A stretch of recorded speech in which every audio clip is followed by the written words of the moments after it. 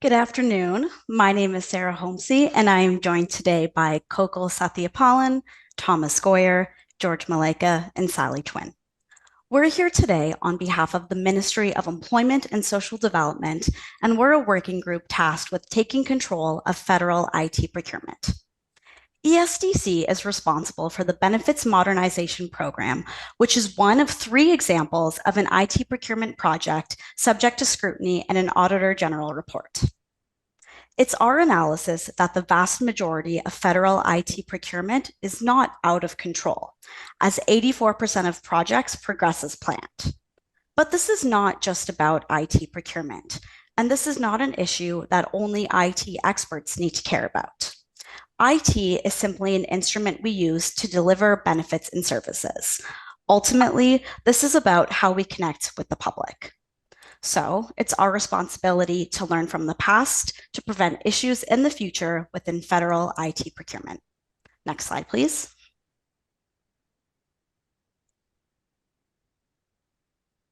The federal government is Canada's biggest buyer of goods and services, spending $22 billion annually on procurement.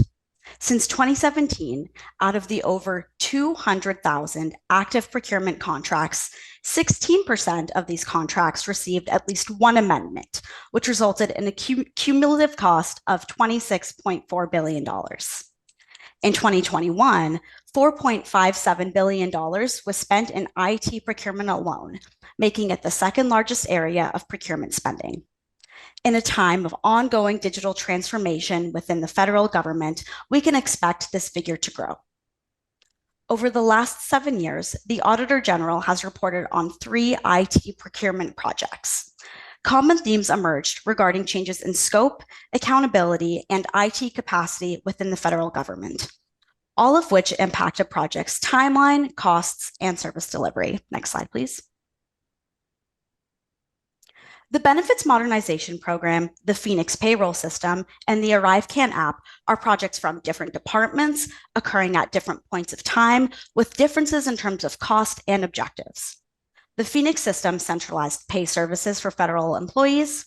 Our department's project, the Benefits Modernization Program, is the largest program of its kind and will migrate benefit programs to cloud-based platforms, and it remains in progress.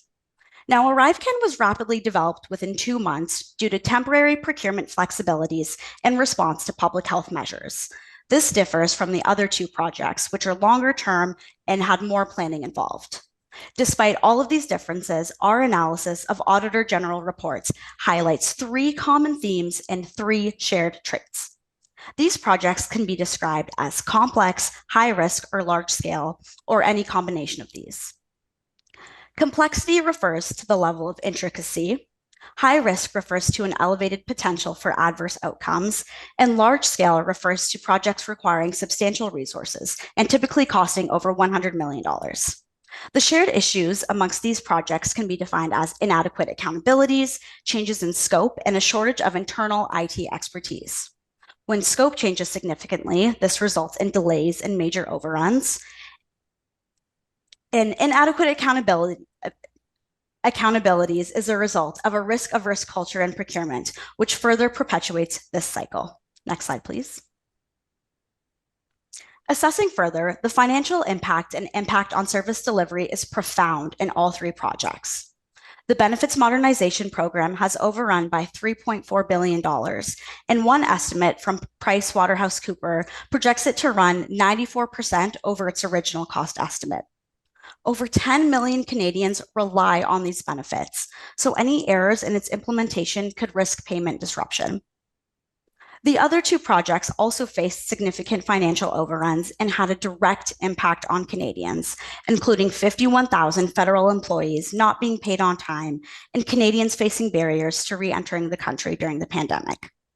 Substantial overruns and delays in services indicate action must be taken to address inadequate accountabilities, changes of scope, and a shortage of internal IT expertise in the immediate and the long term.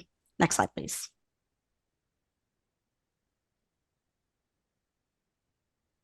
The President of the Treasury Board has tasked departmental working units with examining several key tasks in order to examine the IT procurement system. First is to design and to develop a formal review of the internal management of procurement specifically related to large and high-risk IT procurement issues. And second, to develop short-term actions to respond to control and accountability concerns over these same projects. In response to this, we have several recommendations. First is the development of a deputy minister committee to conduct a formal review. Second, for our short-term options, we've listed 3 which respond to the established issues raised in the AG reports, which include a change of scope, accountability concerns, and lack of internal IT competency. Next slide, please. A review of the overall IT procurement system will require a committee with significant government expertise and a broad mandate. In order to accomplish this, we are proposing the development of a deputy minister committee to conduct the review. The mandate for the committee would be to review the federal approach to IT procurement and to propose recommendations to improve it. We would recommend that the committee would have 8 to 12 months to complete the review and report on findings to the Treasury Board. It is recommended that the review and the committee consult with various actors, including the Auditor General, private industry experts, and public servants who are engaged in IT procurement. Specifically, it is also recommended that the review focus heavily on several concerns raised in the Auditor General reports. As discussed earlier, accountabilities, specifically who is accountable in this system, the rationale for changes in project scope, the sufficiency of internal IT expertise, as well as several other smaller concerns which appeared in each individual case. It is acknowledged that due to the seniority of this committee, it will have the mandate to view any or investigate any issues of IT procurement which it feels are necessary or relevant. Next slide, please. It is important to establish the rationale for a deputy minister committee. First and foremost, it would facilitate a system-wide analysis of procurement in the federal government.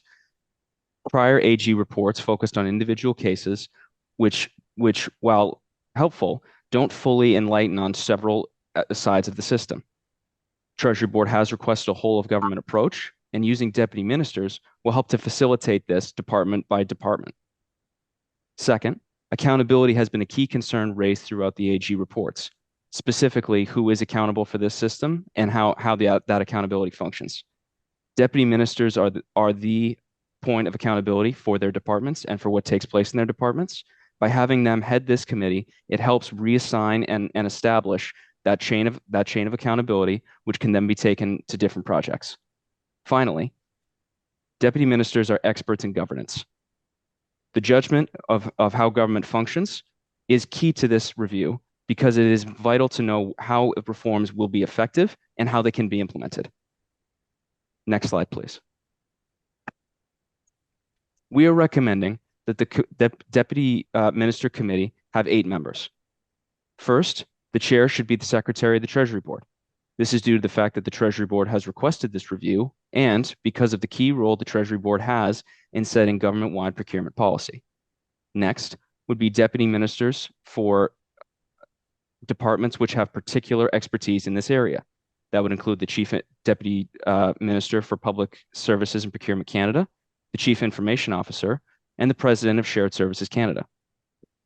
Next, Employment Social Development Canada has had experience working with these large IT projects and overcoming issues.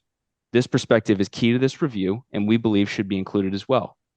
Next, Crown Indigenous Relations and Northern Affairs Canada, as well as Immigration, Refugees, and Citizenship Canada, are 2 large departments which have particularly sensitive files that deserve to have representation on this committee. They are also in the process of either adapting to new technologies or will be in the future. Finally, national security information technology is very sensitive. There's various pieces of government information that require extreme care. As a result, public safety should be represented on this committee to provide that perspective for national security. It is recommended that the committee be supported by an interdepartmental secretariat made up of officials from the above listed departments, including Treasury Board, Public Services and Procurement Canada, and Shared Services Canada. For the budget, it is recommended that 15 to 20 full-time equivalent EC4 to EC6 level federal government employees be established to work in the Secretariat. The cost for this will be borne by the Treasury Board, which has requested the review. A deputy minister committee is the most effective way to have a coherent analysis and review of federal government procurement policy. Next slide, please.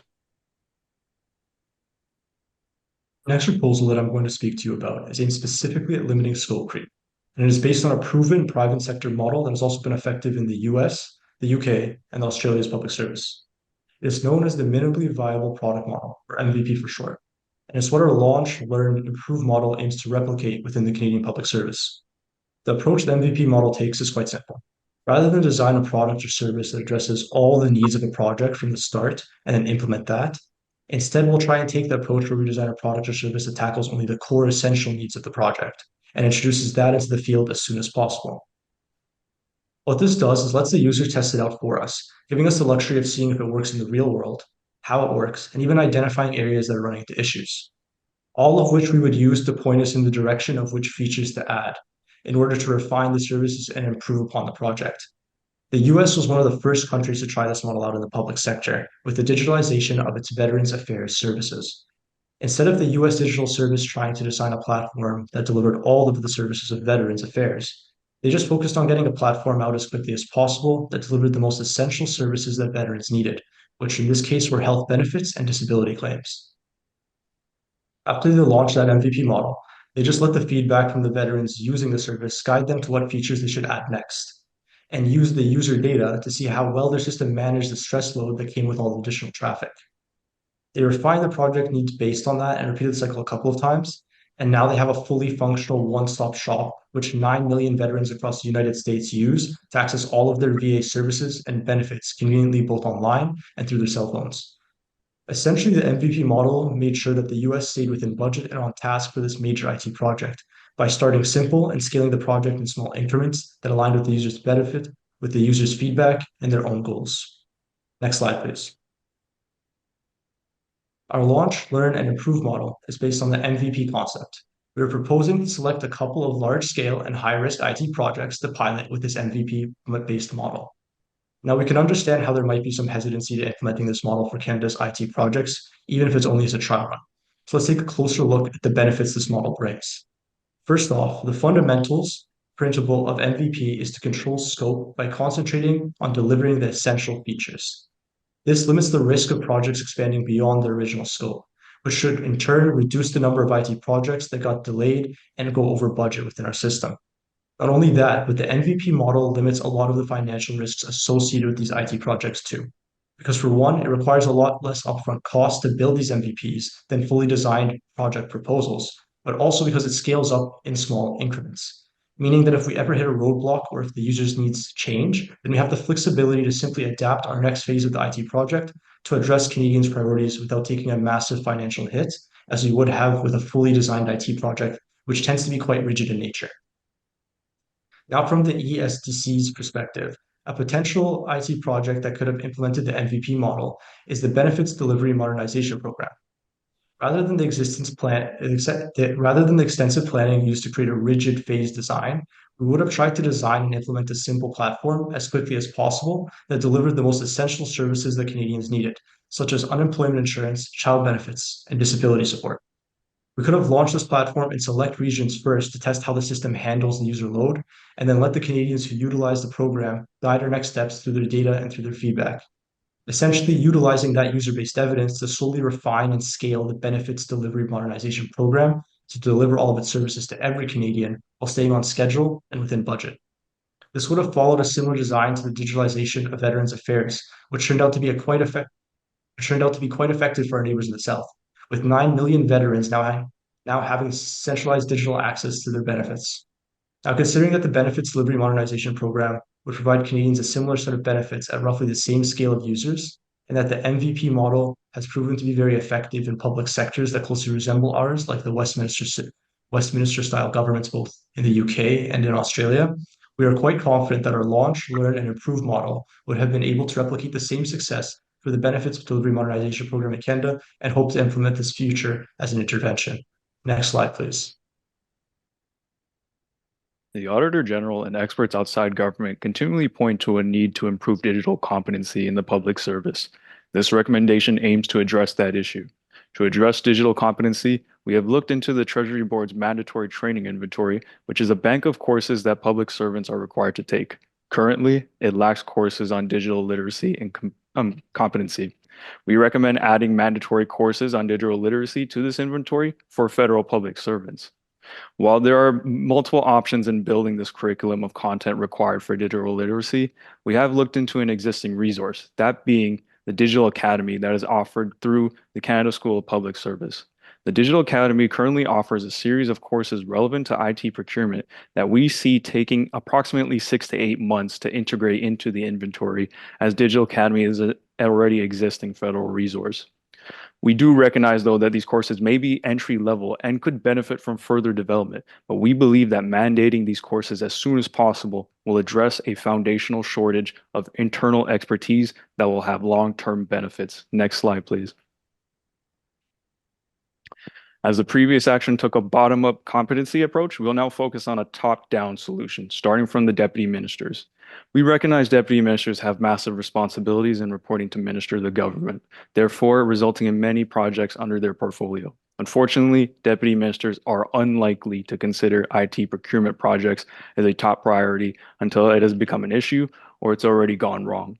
Our third action looks to incentivize early attention to IT projects and clarify inadequate accountability that was questioned in the Auditor General reports.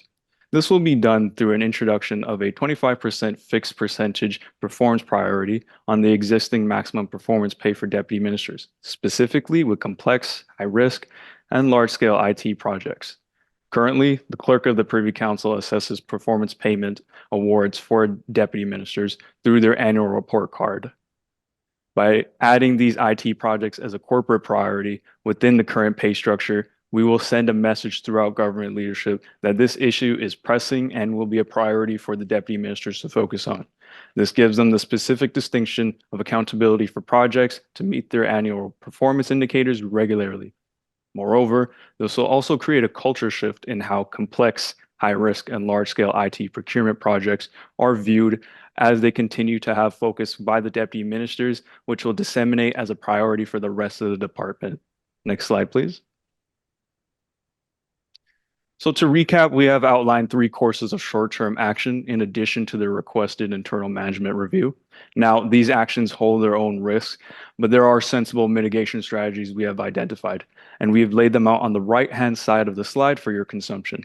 To emphasize, these actions are aimed at addressing the inadequate accountability, lack of internal expertise, and change of scope issues highlighted from the Auditor General reports from the matrix on slide 3. Next slide, please. We've briefed you on our options. Now we'll pivot to communications to be conveyed both internally and externally. By adopting some or all of these recommendations, the federal government is committed to 1, making changes to improve and clarify internal accountabilities, including those of deputy ministers, which signals the high degree of prioritization to the entire public service. 2, we will invest in the professional development of our workforce, giving public servants the knowledge and tools they need to remain current with digital transformation. And 3, being innovative and experimental in an area where the status quo has been inadequate, we will try approaches that are newer to the federal government, but ones proven to be effective in the private sector and in the public sector around the world. Next slide, please. To recap, the majority of federal IT procurement remains controlled. However, a subset of projects that are typically high risk, complex, and large scale result in issues such as delays, overruns, and impeded service delivery. In the short term, the innovative Launch, Learn, and Improve model and Project Link Performance Pay addresses issues of accountability and scope change. To address an internal review, we recommend an interdepartmental committee consisting of deputy ministers to address the systemic issues in procurement. Now, these options are not mutually exclusive, but they are self-reinforcing and addressing the common issues raised by the Auditor General of inadequate accountability, change of scope, and shortage of internal expertise. In conclusion, the impact of these issues in federal procurement is not limited to any single department or any single project. This is a government-wide problem with Canada-wide implications. Learning from our past mistakes and taking decisive actions will mitigate future problems within federal IT procurement. We thank you very much for listening. Well, we thank you very much for the opportunity to listen and for the presentation. Very comprehensive and well presented. We do have some questions, so I might just jump straight into it. Philippe, please. Thank you. Thanks for the great presentation. It was very informative. I really appreciate that you included on your slide 4 the service impacts, so that you took in consideration those aspects. I have a question that relates to your launch, learn, and improve model. We've seen different ways of doing things in the past, and I can think, for instance, like we've heard a lot about agile, and never been convinced that you can build a bridge in an agile way. But with regard to achieving outcomes, can you tell us a little more about how the launch, learn, and improve model ensures that the department is able to adapt to continue to onboard additional services for Canadians as they build that platform in that way? And have you identified any risks with that approach that you would box yourself into a solution that is not really expandable, and if you want to deliver additional benefits, then you're kind of restricted and you can't really onboard additional program? I'd be interested in your perspective on that from an outcome and risk perspective. That was a great question. So from the aspect of actually understanding how the breakdown works from small increment level, what it tries to implement is essentially to get the core essential values of it and start at a very, very basic level. And they attribute that a very small budget to try to get into the field as quickly as possible. And from there, based on the feedback from the users and exactly what they get back to, like, identify the key points that either are missing additional features or points that are of interest that show concern, then they start to allocate, okay, well, this part of our project here needs to be rescoped and redefined. We clearly didn't attribute this type of failure into our project, so we're going to try to allocate more resources this way. So I know that, like you were saying, right, the agile aspect of government, a lot of the government projects that we've been researching now, based on the design, kind of looks down into like a waterfall system. They go into the idea that we don't want to risk any of our financial resources, which is completely fair. You don't want to look like that in the public sense. So they want to do extensive and heavy research at the very, very top level, and they do a lot of implementation. So the design phase itself takes a significant amount of period of time and resources. And when they do this after all the design implementation, they have very rigid and specific structure that they must follow, as that's what they had approval for. And then when they implement that, they run into those issues of, okay, we didn't attribute this issue, we didn't consider another type of issue that hit us in the field. So what the launch model kind of goes against that to mitigate that specific risk is we kind of just get the core essential features right into the field as quickly as possible, try to learn on the fly, and then pivot from there. We don't have that rigid structure where we have to follow exactly design by base continuously the entire way through. It gives us more room up front to like move around within each phase of the cycle. We only put parts of the budget, let's say if it's $250 million, we put $25 million into that initial phase, right? To try to get there, to get that user feedback and pivot based on it. This way, even if, let's say, the project goes completely awry and you can't salvage it, even in the public's eyes, you lost $25 million versus a $250 million budget. That's the mitigation of risk, because we know almost all projects can run that issue of failing, even though if you never considered for it, that's what it runs for. And that's what the US seemed to do, same with the UK and Australia as well. I'm sorry if that didn't clear up the questions, but if there's anything else, I'm open to follow-ups. Thanks for the answer, George. I might take that actually as an opportunity. You mentioned some of the other comparators, and many of your vendor community works in different jurisdictions. Patrick, I wonder if you've got a question about how to incorporate those perspectives. Yeah, that's a good point, Mark. I was going to ask, and by the way, George, very good explanation on how you explain this, because it's not easy to explain. And in fact, related to the vendor environment, I guess I was curious. You did very quickly, as part of your DM committee, you did very quickly mention that you would have a consultation with industry or industry expert would be involved. I guess I'd be interested to hear a little bit more about how those vendors would be involved. How would they contribute to help address the procurement process issue and probably support the implementation of these more agile approaches that you're planning to implement? I will pass off that question to Tom, my teammate colleague. He'll answer the committee aspect of it and then might readdress myself for the MPP model basis. Thank you for your question. Thank you kindly for the question. Specifically as it relates to how industry experts will be involved in this review, the staffing for this secretariat for the committee will be in many of the sectors and departments which have heavy contact right now with private sector vendors. Shared Services Canada, Public Services and Procurement Canada will be doing a lot of contact with them. Fundamentally, this is a government review. By talking to people from the private sector, it's largely to get their perspective on how the system operates, where they see issues in it. But that's largely going to be where that feedback ends. This has to be an internal government exercise where private sector and industry experts do have a lot of perspective and do have good things to say. But it'll largely be a consultation in that respect. Thanks, Thomas. All right, wonderful.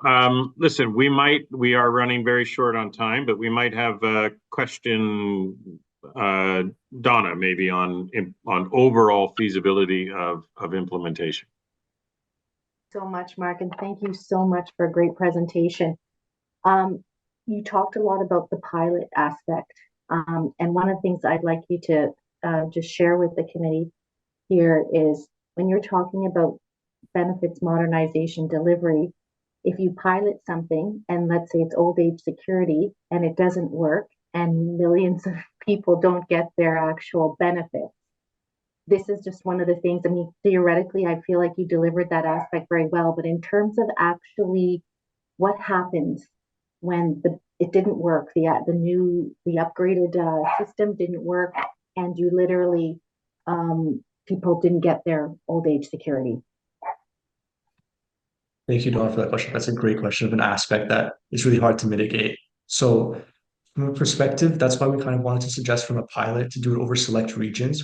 I know we understand that the modernization benefits program in general is quite hard to implement that aspect for it, but that's why we suggest doing it over specific regional areas first. So rather than the whole population of Canada, for over specific regions, get the user feedback based on them and see where any issues arise. And if for whatever reason, if anything, the worst case scenario happens and we do fall that and it's not able to deliver as promised, then it would have only impacted thousands of Canadians rather than millions in that aspect. And you can mitigate that much more on an internal level to the point where you can probably manually do it without the system itself.